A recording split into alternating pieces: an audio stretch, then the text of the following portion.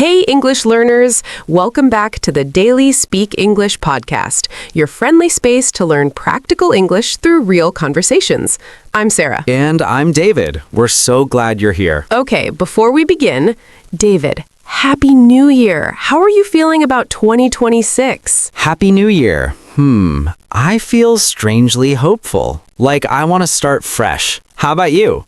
Same here. Fresh is the perfect word. But honestly, can I share something? I also feel a bit of that New Year pressure. Really? Sarah feels pressure? Are you sure? See? Even me.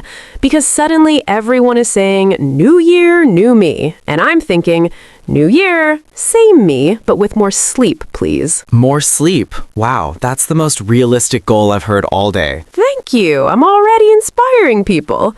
So, how did your New Year start? Any funny moments? Actually, yes. I made a list of goals and then I fell asleep watching a video about how to be disciplined. What? That's a turning point story already. I will change my life and good night. Hey, at least I started. That counts, right? It counts. Small steps, real life. Honestly, moments like that are wake-up calls, aren't they? Like, okay, real life is here. I need a plan that actually works. Yes, a wake-up call doesn't have to be scary. Sometimes it's funny, but it still makes you realize, I don't want this year to just disappear. Exactly. And speaking of real life, can we say something to our listeners? Yes, please. We've been reading your comments and wow. Seriously, wow. People keep telling us, I'm learning new vocabulary just by listening, and we're like, really? Are you serious? That makes us so happy because it's always been our dream. Our motto is simple. Daily life conversation first, and then gently introduce new words inside the conversation.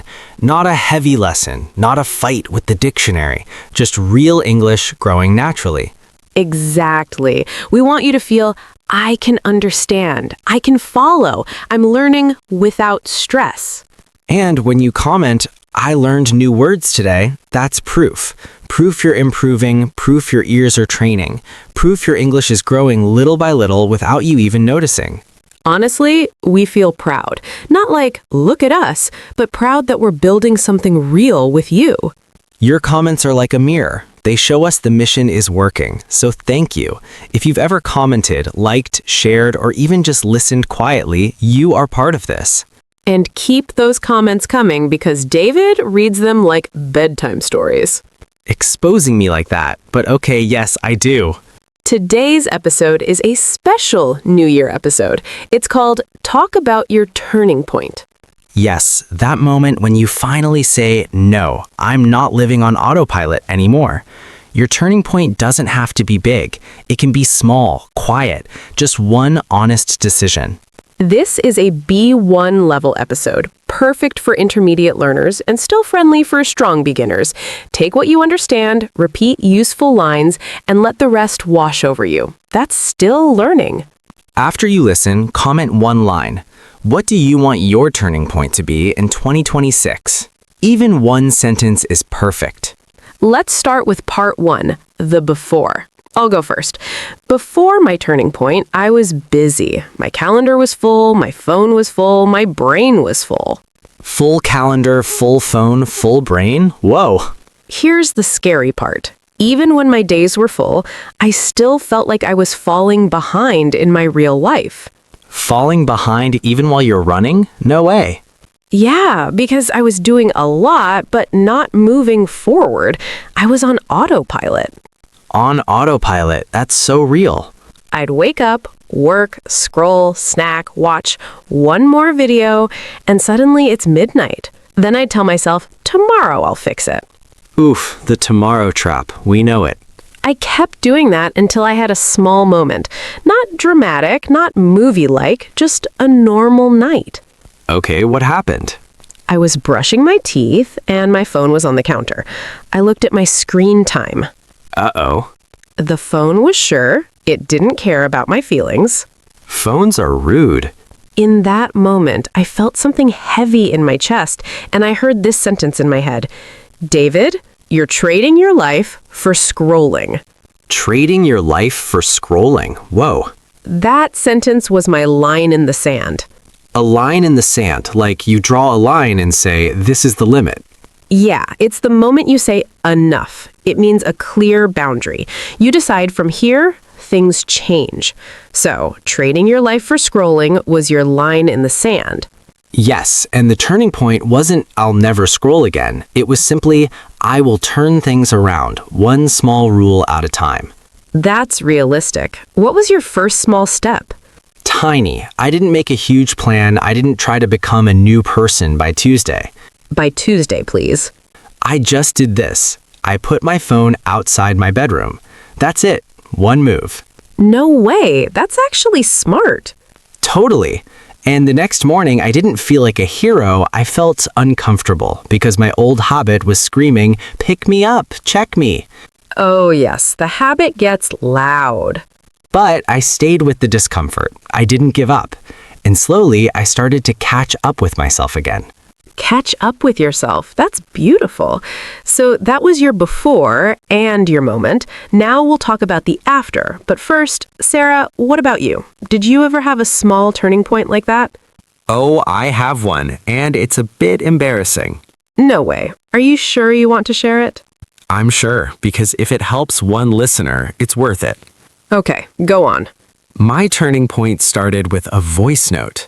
A voice note? From who? From me. To me. What? Sarah sent herself a voice note? No way. See? Embarrassing already. But here's the story. Before my turning point, I was in the cycle. Plan, plan, plan, and then do nothing. Plan, plan, plan, and then nothing. Yeah, that's a real trap. And I was telling myself, I'm just preparing, but honestly, I was stalling. Stalling, like a car that won't move. Exactly. One night I was scrolling, yes, scrolling too, looking at people who were winning in life, and I felt that comparison pain. The comparison pain. And I started thinking, what's wrong with me? Why can't I be consistent? I almost went into a spiral. Oh no, that spiral is dangerous. Yeah, so I stopped. I literally put my phone down and said out loud, Sarah, calm down. Calm down. Good. Then I opened my voice notes and recorded a 15-second message to my future self. Whoa, okay. What did you say? I said, Sarah, you don't need a perfect plan. You need a minimum winning day. Minimum winning day. And I said one more line. This is the turning point line. Stop trying to impress your future. Start helping your present. Sarah, that's strong. Are you sure you didn't steal that from a book? No way. It came from stress. Stress makes you poetic sometimes. True. Stress is a writer. So that night, I made one tiny rule. My minimum winning day has only 3 things. 3 things. Okay, what were they? 1, 10 minutes of English. 2, 10 minutes of movement. Walk, stretch, anything. 3, one small cleanup, like making the bed. English, movement, small cleanup. That feels light. Exactly, because if the plan feels heavy, it's not a winning plan. Hey, your line came back. See? My own advice. And the next day? The next day, I didn't feel magical. I felt normal, but I did my 3 things. And that's the difference. Not magical, just done. Yes, and after 1 week, something changed inside. I started trusting myself again. Trusting yourself is the real reward, because when you break promises to yourself every day, you lose self-respect little by little. But when you keep one tiny promise, you rebuild it. No way, that's so true. And here's the funny part. My minimum winning day was so small, my brain couldn't argue with it. Your brain was like, okay, fine, I can't fight 10 minutes. Exactly. My brain wanted drama, and I gave it a short walk. So your turning point wasn't a huge change, it was a system you could stick to. Yes, and this is the message for everyone listening. Your turning point doesn't have to be loud. It can be quiet and still powerful. Okay, so now we've shared 2 turning points. Mine, phone out of the bedroom. Yours, minimum winning day. Now let's teach our listeners how to tell their own story. Yes, because people always say, I don't know what to say. So we'll give them a simple story frame. Ready? Ready. Step 1. Before. Say one honest line, like, before my turning point, I was, and use a feeling word. Before my turning point, I was tired and distracted. Perfect. Step 2. The moment. Say, then one day, and describe one scene, where you were, what happened. Then one day, I saw my screen time and I said, "What?" Exactly. Step 3. Decision. Say, so I decided to. So I decided to put my phone outside my bedroom. Step 4. First small step. Say, my first step was. My first step was small, but I did it. Step 5. After. Say now and share the change. 11:30. Okay, now let's go deeper into one thing.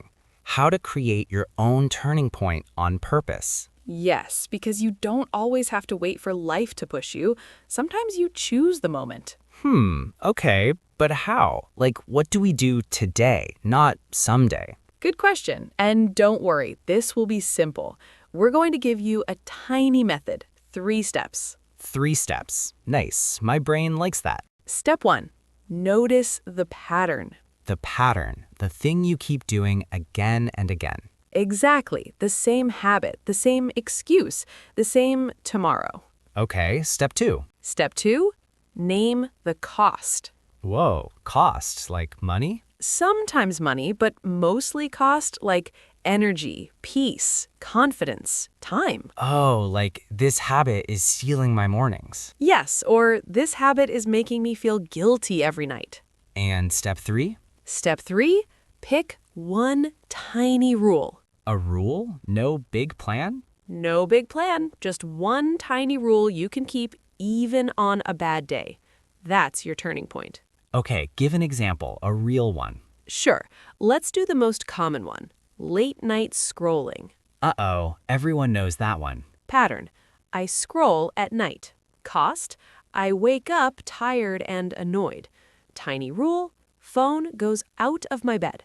That's it. No way. So the turning point isn't a motivation speech. It's a small rule you actually follow. Exactly, because consistency beats intensity. Intensity is cute for one day, and then it disappears. Okay, but what if someone says, I don't even know my pattern, I just feel stuck? Then we make it even easier. Ask yourself this: what do I regret at the end of the day? Oof, that question is honest. Yes, and your regret is usually pointing to the pattern. Like, I regret wasting time. I regret not practicing English. I regret being too harsh on myself. Exactly. That regret is not there to punish you, it's there to guide you. So regret can be useful? Very useful if you don't drown in it. You just take the message and move. Okay, so how do we help listeners choose their turning point in 2026? We give them a menu. 5 common areas, choose one. A menu, nice. I'll take fries and a turning point. No way. Okay, the menu is time, energy, money, English, relationships. Pick one, not all 5. Yes, if you pick all 5, your brain will panic. Let's do quick examples for each, short and practical. Time. My turning point is when I stop saying tomorrow and I do 10 minutes today. Energy. My turning point is when I protect sleep. No phone for 10 minutes before bed. Money. My turning point is when I stop emotional spending.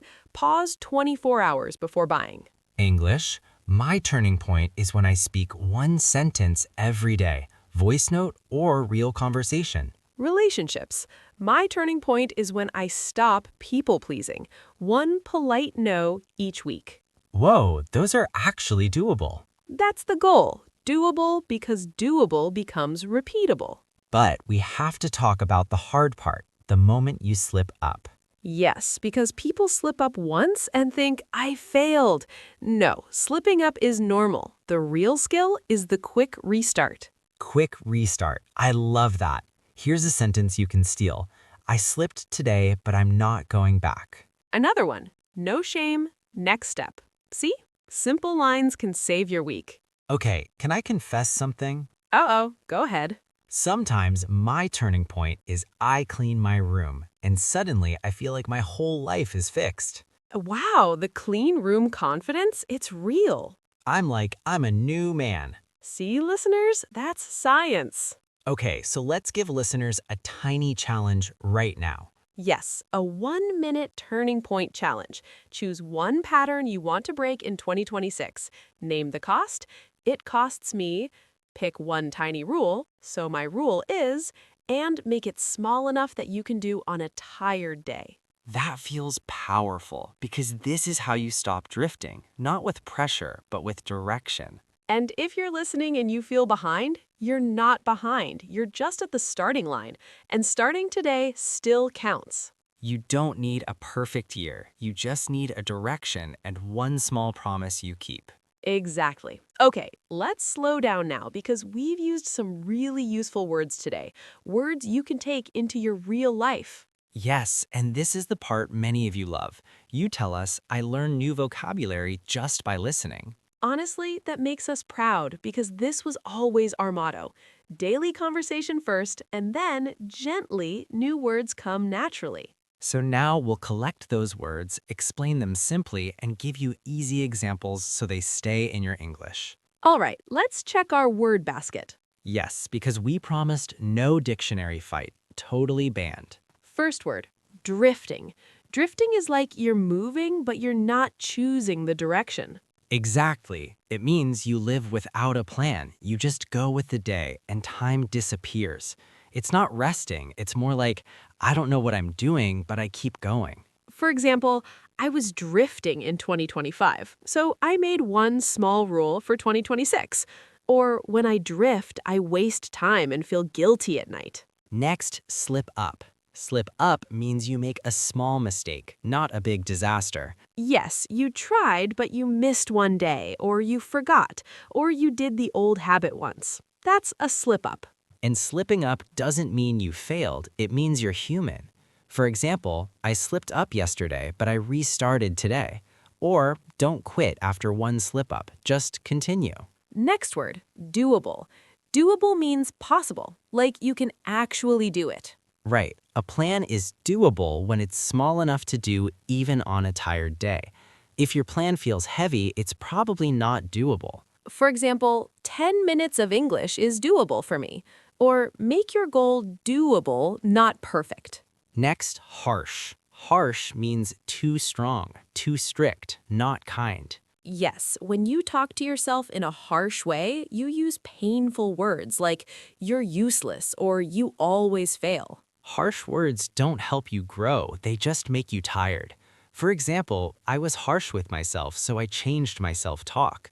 Or be honest but not harsh. Next, consistency. Consistency means doing something again and again, not just once. Exactly, it's small actions repeated. Consistency is quiet, it's not exciting, but it changes your life. For example, consistency is 10 minutes every day. Or, I didn't need a big plan, I needed consistency. Next, intensity. Intensity is big energy, like doing a lot all at once. Yes, intensity looks like, I will study 5 hours today, but intensity is hard to keep. That's why we say consistency beats intensity. For example, I was intense for 2 days, then I stopped. Or I chose consistency, not intensity. Next, potholes. Potholes are holes in the road. They make the car jump. And in life, potholes are problems that slow you down. Stress, sickness, family issues, bad days. They don't mean the road is over, they just mean drive carefully and continue.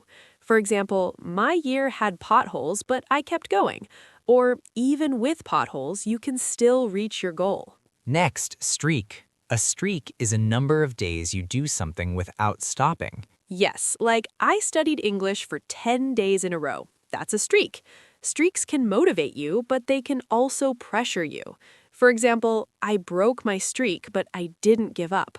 Or don't worship the streak, focus on the restart. Next word, stalling. Stalling means delaying, even when you say you're getting ready. Yes, you plan, you watch videos, you think, but you don't start. That's stalling. It often comes from fear or perfectionism. For example, I was stalling, so I started with one small step. Or stop stalling, start ugly. Next idiom, a line in the sand. It means a clear limit, like this stops here. Yes, you decide no more. I'm changing. It's a strong boundary with yourself. For example, that night was my line in the sand. No more late night scrolling. Or I drew a line in the sand and started protecting my time. Next idiom, a wake-up call. A wake-up call is something that shocks you into the truth. Yes, it wakes you up from autopilot. It can be a number, a message, a mistake, anything that makes you realize I need to change. For example, seeing my screen time was a wake-up call, or missing that deadline was a wake-up call for me. Next, give up.